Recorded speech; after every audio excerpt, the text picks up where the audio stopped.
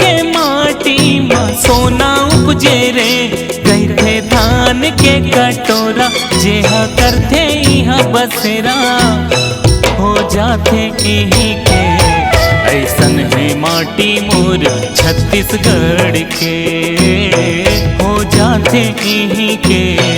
ऐसन है माटी मोर छत्तीसगढ़ के।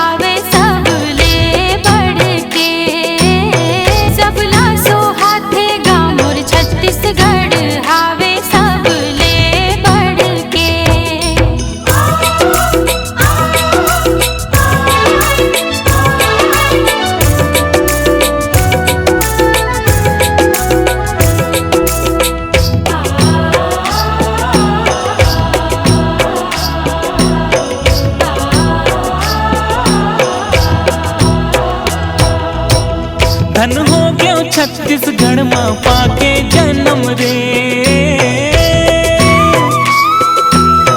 खेती किसानी संगी मोर करम रे।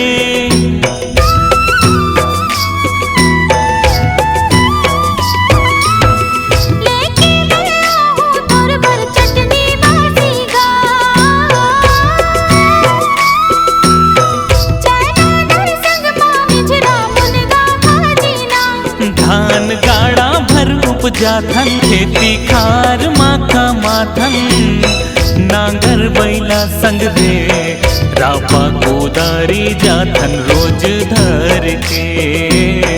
नांगर बैला संग रे, रापा कोदारी जाथन रोज धर के।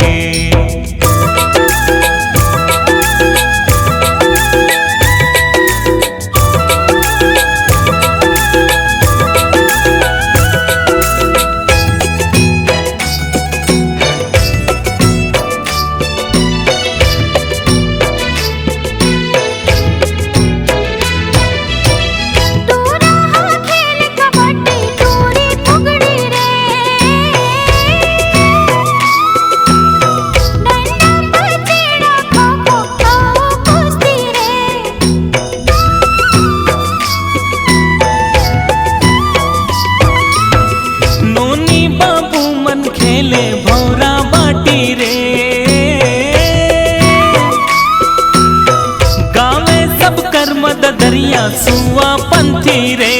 जस जोहर हो भर थरी, राउत नाचा गौरा गौरी। मोहले थे सबके मन, ठेठरी खुरमी चीला घरों घर के। मोहले थे सबके मन, ठेठरी खुरमी चीला घरों घर के।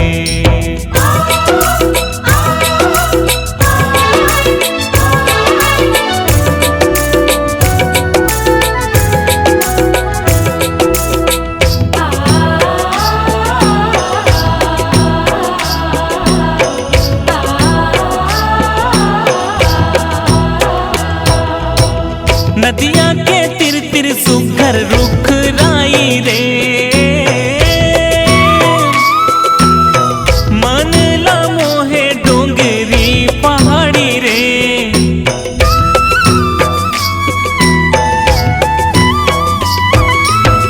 सेंदूर मोहन दियो करपा तेरी गा, कर कर मोहब्बत हावे चारों महीने गा।